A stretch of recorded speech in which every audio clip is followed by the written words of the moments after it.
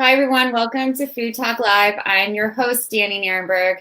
Today, I get to talk to someone I truly adore for his passion, for his energy, for his commitment to improving social, economic, and environmental justice. Rocky Dawuni is just one of my most favorite people in the world. He's a Grammy-nominated artist who also serves as a spokesperson for a variety of global causes. He believes that music can serve as a tool to help create social change. And this is a topic that's really important to Food Tank, really bringing the arts into how we talk about food and agriculture and so many other issues. Rocky has shared the stage with Stevie Wonder, Peter Gabriel, Bono, Jason Mraz, Janelle Monáe, and John Lennon, among many others. And he was named one of Africa's top global stars by CNN. Rocky found his passion for music in his childhood, living in Ghana. He formed his first band, Local Crisis, while pursuing a bachelor's degree in psychology and philosophy at the University of Ghana. In addition to his work in the music industry, Rocky is also using his platform to become a spokesperson, as I said, for a lot of causes around the world. He works on campaigns that have focused on guinea worm eradication, environmental issues, women's health and education, HIV, AIDS advocacy, peace building, and clean water. In 2012, he was named a UN Foundation Ambassador for the Global Alliance for Clean Cook Stoves, an initiative launched by Hillary Clinton alongside actress Julia Roberts and chef Jose Andres. He also serves on Brookings Institute think tank on cultural diplomacy as part of the efforts to restore Mali's famed festival Al Desert. In 2018, Rocky was designated as a UN Goodwill Ambassador for Africa. He was also named he's also been working with the UN Children's Fund, which is also known as UNICEF, the UN Foundation, the Carter Center, and many other initiatives. He also started the Rocky Dawuni Foundation, which aims to promote and preserve traditional music, culture, and arts in Ghana and other African countries. The foundation also seeks to empower youth through leadership training, music, and artistic expression. So I told you this is a man with a lot of passion and energy to do all of this incredible work. Thank you so much for joining us today, Rocky, from Ghana. It's totally an honor to connect with you and speak with you from Ghana. And thank you for the glowing introduction. I was blushing all over here, but you've done so much. It's so great. So I guess my first question is really, I'm interested in hearing how COVID-19 has, affected your work as both a musician and as, a UN Goodwill Ambassador. Well,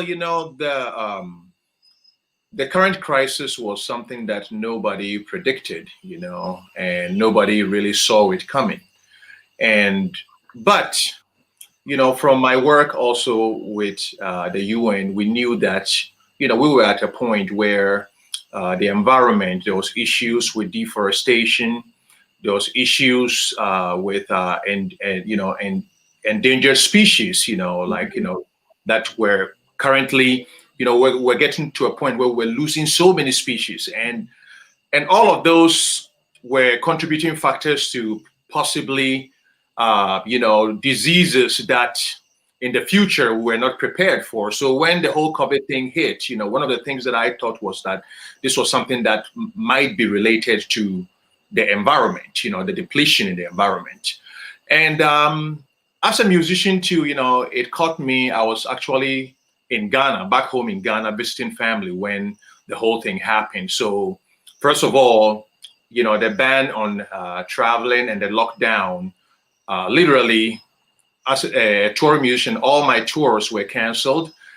Means of livelihood were all compromised. And not only me, it was something too that was affecting all the musicians in Ghana. Everybody was trying to figure out what was going on and, when this was going to end, So it really, I will say that, it was really an unexpected blow. But at the same time, I also saw it as an opportunity for all of us, because everything had stopped. So what do we do? What is the next step that we do? So for me, it was an opportunity to now sink into increasing my knowledge in terms of, traditional medicine, holistic ways of approaching wellness, trying to look at indigenous ways, whether they were, kind of looking at food supply, trying to really encourage people to, now focus on their immune system and also what they eat and what they drink. So it really shifted the focus of my activism into areas where I felt that people could, in their small way, be able to at least take action and take power. And to some extent, when you're confronted with an issue of this magnitude where nobody knows, what to do, the small actions that you can take on your part, at least eating well,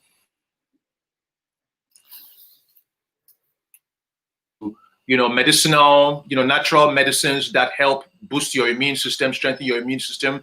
I felt those were the areas that, I needed to focus my activism and try to increase the knowledge that I was kind of sifting from Ghana and other places to my listenership. So that was during that period, that was kind of what I was dealing with and how I decided to engage with it.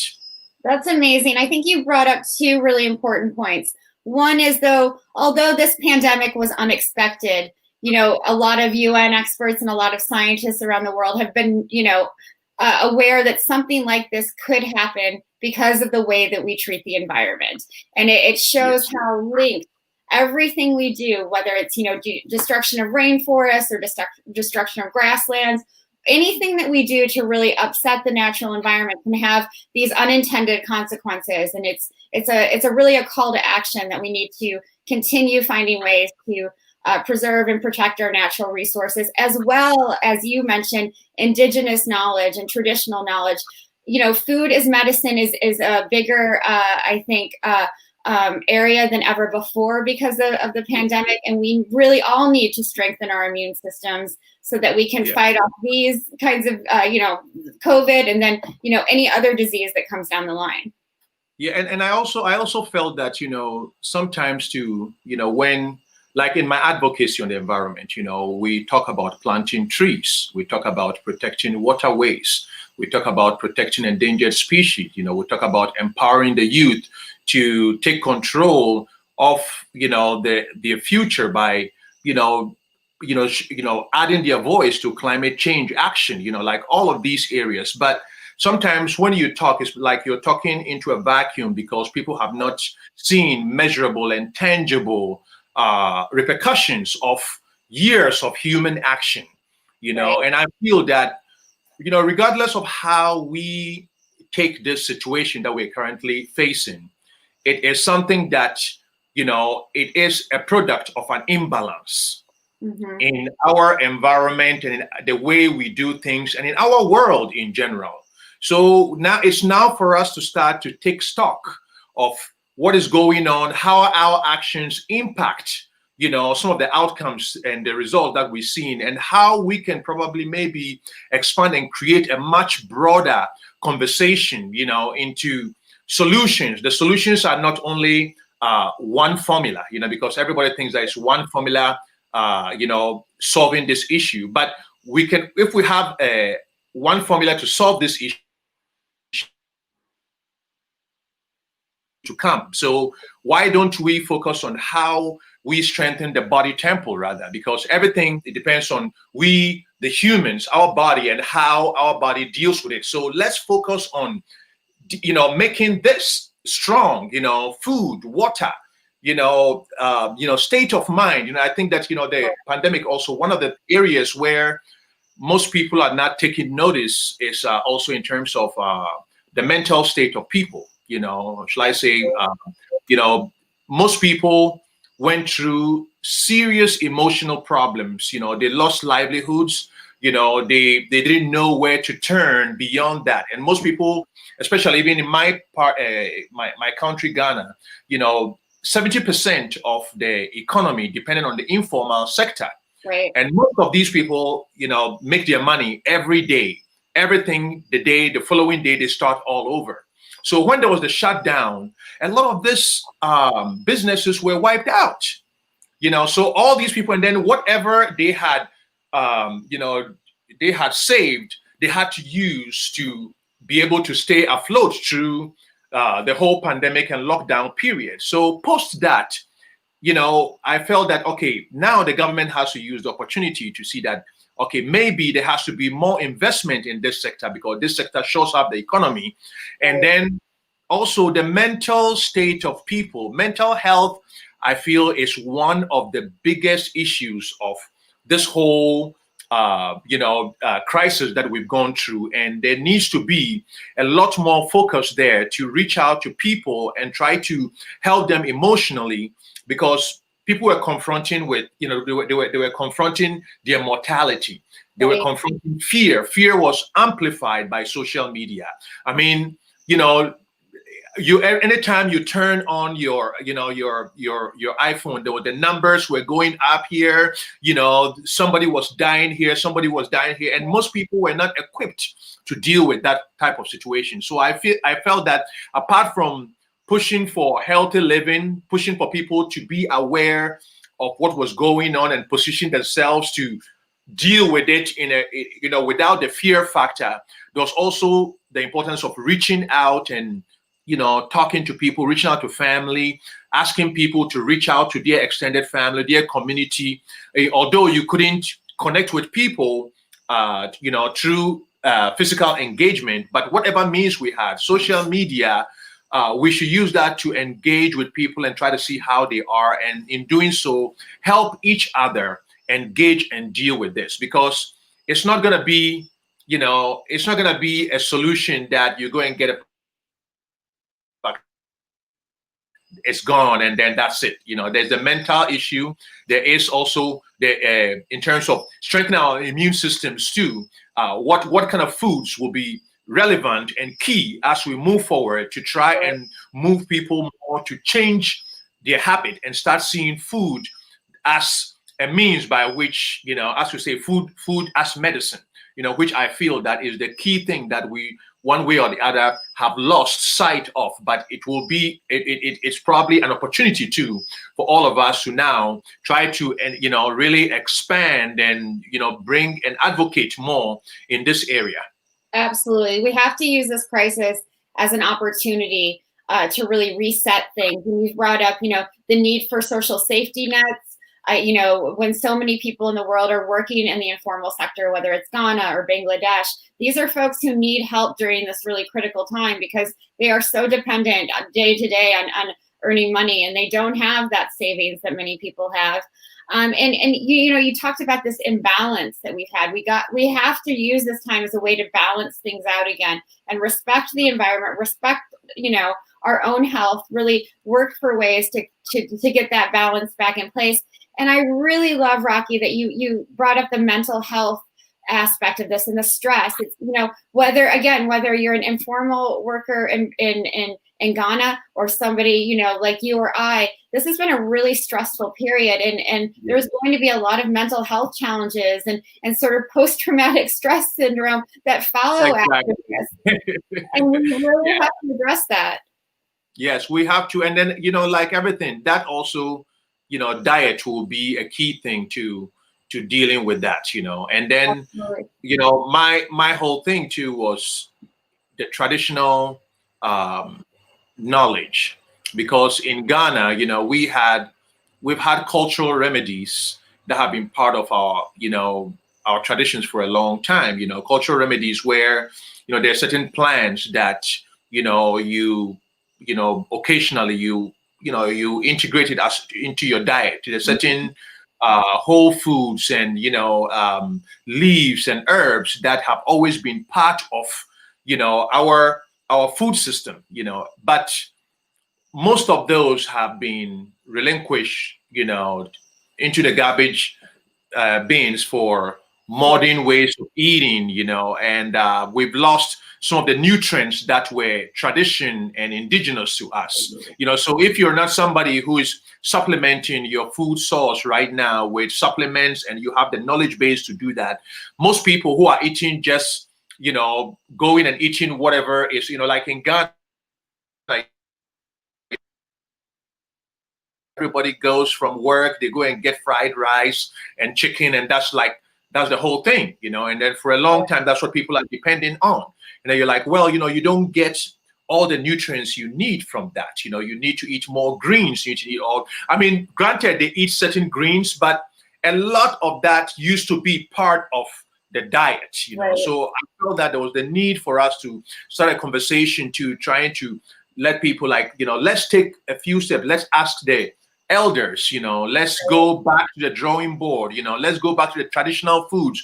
In Ghana, you have so many different tribes, and each tribe has certain leaves and and vegetables that are indigenous to them that are very nutritious, but you don't find it on the national scale. So I was also encouraging the exchange of all these ideas, because I feel that the traditional knowledge with thousands of years of R&D, cultural R&D that has supported humanity all the way, thousands of years for us to be here. And we're confronted with an issue, and we feel that it's only one way of solving it that is gonna be the ultimate solution. We're deluding ourselves. It's the food source has always been the ultimate weapon for our immune systems, and we need to go back to that. We need to right whatever that has gone wrong with it in terms of the overuse of pesticides, polluting the water, going for whole foods, and then integrate that in addition to all the modern marvels too that we can add to that, in order to, because there's going to be so many different crises, and we need all the tools that we have. We need to, and it's in our interest to equip ourselves with all those tools. So my part is just to be that catalyst, that constantly exposes, inspires, challenges people, to do what is right for themselves. Absolutely. And, I think it's so important that you brought up the role of Indigenous people being scientists. They've been doing this R&D, as you mentioned, for generations and generations, thousands of years. They have been experimenting. They know how to combine foods in different ways that will produce ultimate and better health. And I think, again, looking at food as the first medicine in, whether there's a pandemic or not is really important. And the idea that you brought up of, returning to some of these indigenous foods, they're often thought of as poor people's foods, right? They're not. Yes. And bringing. I even have a funny, not to interrupt, I have a funny story. Shea butter. Shea butter right now, it's like, everybody around the world uses it. It's, it's like the most amazing, for your skin. And it's a multi-million dollar industry. So when I was growing up, so I come from the part of the northern Ghana where the shea trees grew everywhere. Sure. And shea butter was used by the locals first as like cosmetics, and at the same time too for cooking. But in the schools, everybody looked down on shea butter. Mm. If you don't know, when you go to school and your parents are not able to afford you like any of those Western creams, and you show up with a box of shea butter, you become the laughing stock of the school, And whenever people smell shea butter on you, they're like, oh my God, there goes the villager, So we look down upon it, It was something that it was, at a changing point in the culture where all these things were relegated to the past. And then it became a multi-million dollar industry, but still the people in the village still have not caught on, have not overcome, that person, like the way they looked at it, although it's become something that the whole world is celebrating. So it's one of those indigenous, and acai and all of these that, we're currently discovering and knowing that it was part of certain cultures and now it's become mainstream, So we need to know that the cures of today's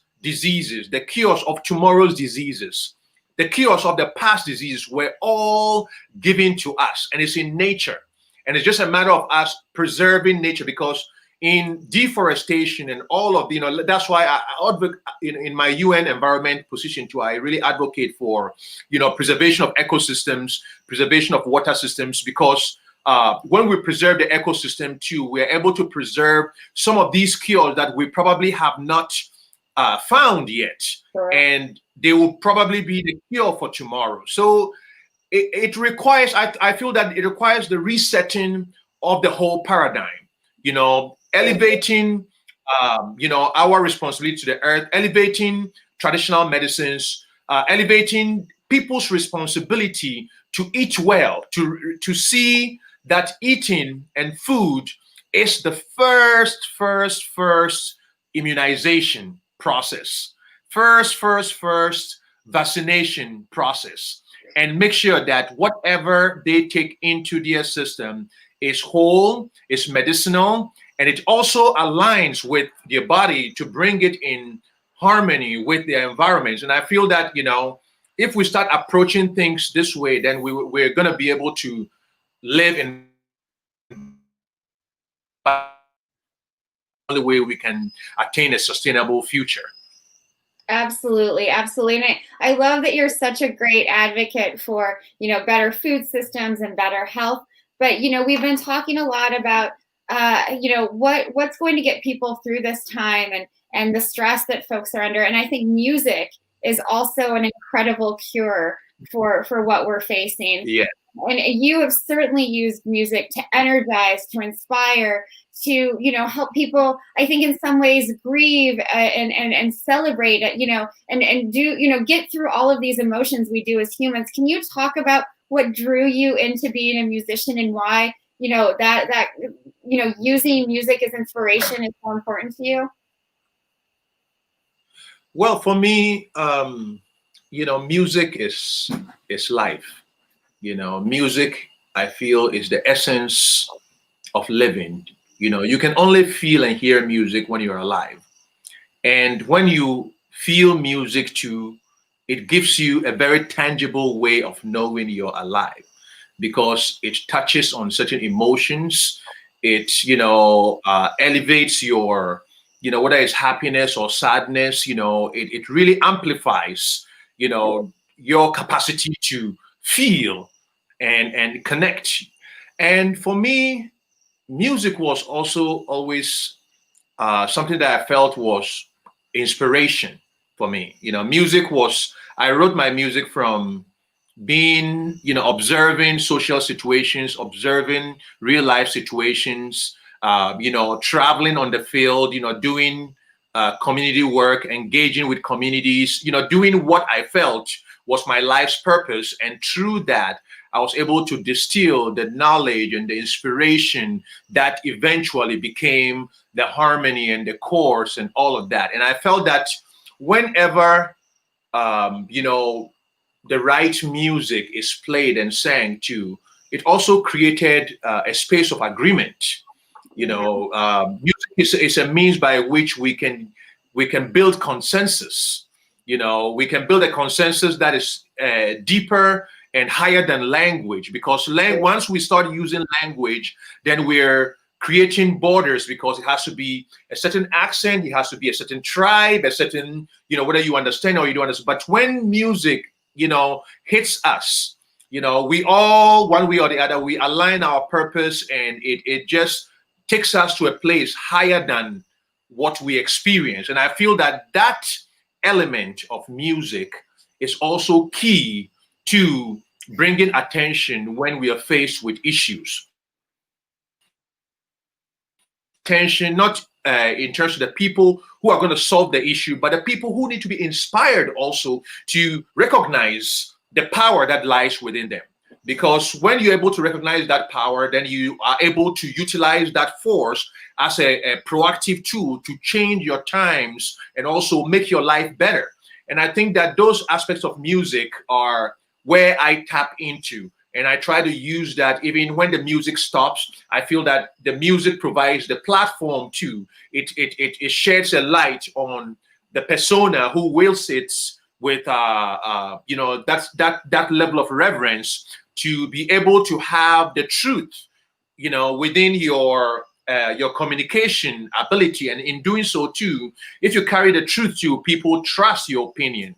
And so when there are big issues and you apply your voice to it, people tend to listen to it, and in doing so, you can be able to create real and tangible change. And that's how I see music. I just think it's like, for the lack of a better word, is music is like the voice of God, without the language to it, and we all can understand that. If it's good, it moves all of us. That's really beautiful. And I love how you said you can use music as a way to build consensus without, that language, and it helps erase borders. I wish more politicians used music as a way to communicate and engage. And you also brought up, music is this incredible platform, and you use it as a platform for social transformation, whether as a UNEP Goodwill ambassador or the Alliance for Clean Cook Stoves. And those are both, so important. UNEP has been a great partner to Food Tank. We love the work that we do. Oh, awesome. The Alliance for Clean Cook Stoves is saving people's lives literally around the globe.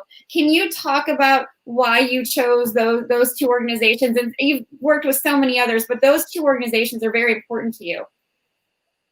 Well, I learned something, a long time ago when I started on this path, on this mission. Growing up, first when I recognized the power of my voice, and the power of music and the power that, I could use that for. I also realized that, you can talk about issues, you can sing about them, you can go to those places. But I wanted to take a step further by harnessing all of those elements to create real change on the ground, and on the ground means that you have to, leverage that power and that energy to connect and partner with other like-minded people who are walking the same path. Because I felt that this is not something that one man's voice or one man's ability or one man's mission or one man's vision can be able to change the world. We change the world through partnerships. We change the world through, creating a means of inclusion, through harnessing other like-minded voices, so that we increase our capacity and our power to be able to effect those changes. So I recognize the importance of organizations that I felt were doing the same work. And then I was like, if there is a perfect world where all musicians or artists or people who had opportunity of communicating en masse to people recognize this opportunity, and it's also aligned with organizations that have the manpower, the people, the systems on the ground, and are doing all of these, and kind of connect with them to work together, thereby using that power to push and energize what was going on the ground, then we will change the world, And so for me, that was what really started inspiring me, first of all, in terms of collaborating. I started off, working on, girl child education initiatives, to empower young women and also to push the issue of gender equality to the forefront, and then also clean water initiatives also all across Ghana, because there were certain villages that were exposed to contaminated water that was leading to guinea worm, kind of serious guinea worm, what's called pandemics just all around. And I was kind of one of the key people that worked on that initiative, and eventually it was eradicated in Ghana. And then I also worked in HIV/AIDS initiatives. I collaborated with Product Red and also Ghana AIDS Commission on the ground. Started also a whole movement here in Ghana where I was, I had a festival in Ghana where I would bring every artist, because I was trying to convert artistic voices into change, voices of change. So I'll bring these artists. Before you get to play on my stage, you go with me on the field. for a cause. We go and work with communities and all of that. And then the finale will be the concert. So by the time we come to the concert, we've already, gone on the ground and done. So it's also spurred a whole generation of Ghanaian artists who now everybody has like a cause, everybody's working on a cause and all of that. And I don't take credit for it.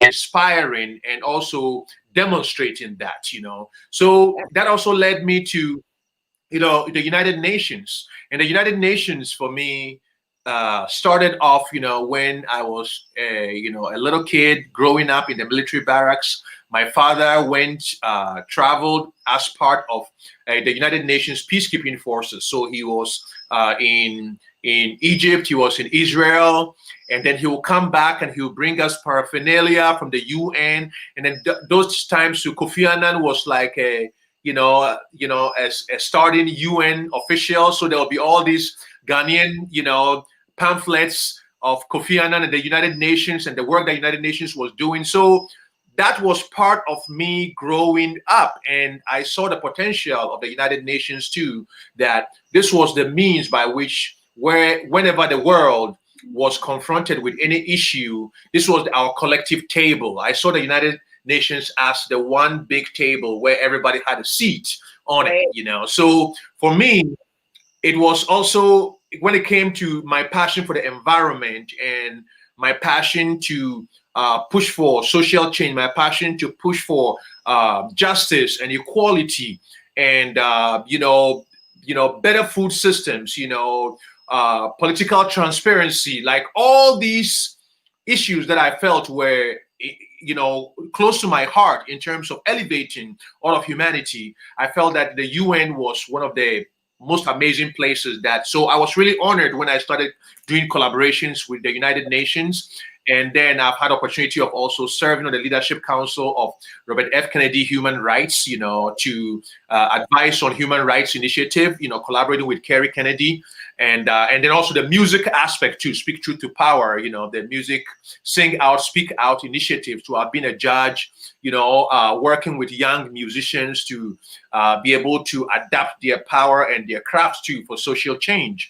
And so all of these things, I feel that these organizations were a natural means to collaborate and be able to maybe push the buck much farther than individually on my own or individually on their own. So it's something that I feel that the potential is still, we have not yet, used up the capacity of engaging artistic voices. And I feel that's the place where we're in climate change issues that we're confronting with, which was at the forefront of everything before the COVID crisis came in and literally swept that from the headlines. But it's still, we were at a point where it was before, so it has not gone away, and I feel that it's all tied together. This is, the COVID crisis and all of that we're dealing with, I feel, is the first tangible punch from the climate change crisis that we're facing. And we need to come to terms with that. We need to come to terms, because I feel that it's also a means by which we have to, it's almost like preparation. You get the first jolt, and now we have to be on our toes and open our eyes and utilize everything, every tool at our disposal, bring everybody to the table, engage every voice, engage every mind, so that we can be able to create the world that we've all yearned for and protect the world that has been preserved for all of us right now to enjoy this incredible, beautiful place we call Earth and life.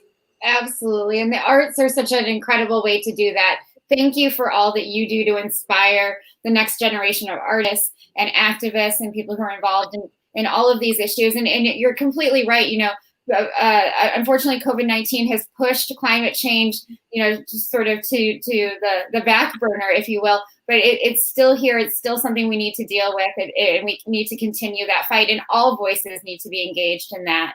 Rocky, we've talked about some really serious issues. Before we end, I want to make sure that you talk about the new music you've been doing and share with us maybe a little bit of what inspired you. Well, the new album is called Voice of Boom Bong Volume 1. And Boom Bong is the town where I come from, my traditional indigenous home. And I come from a traditional royal family. My father, my ancestors have been the chiefs of Bumbong. My father was a chief, and then now my older brother is the chief of our people. Wow. So this was an album that I felt that in the midst of all that was going on around the world, I recognized the importance of community. You see, when the lockdowns were happening, I live at a place that's called Eburi, right on the mountains of, outside of Accra. So on the eve of the lockdown, there was just a mass exodus of people from the capital. Everybody was running back to their ancestral home to escape this new fear that was going on.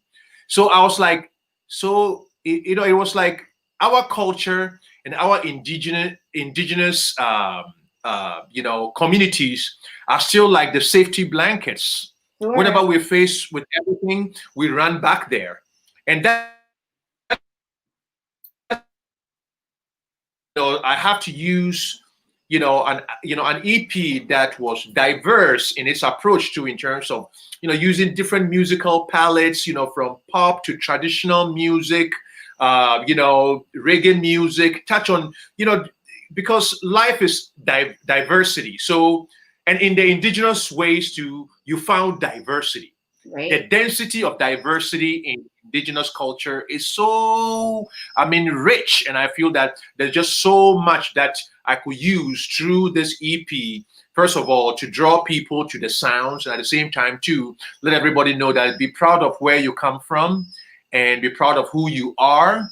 And also, let's keep trusting and believing that there's no amount of fear that is higher than our collective resolve to live and be there for each other, And I felt that this was something that was needed at a time like this. Music that is soothing, diverse, cultural, and at the same time too pointing us to the roots of our origin, regardless of who we are. So that was what inspired this beautiful EP, And so far it's been incredible. The response has been amazing, and for me too, as an artist, by the time people start listening to your current project, you're also onto the next project. You're constantly moving one step ahead. So once you release it, then you have to do a few steps backwards, embrace it, and then just enjoy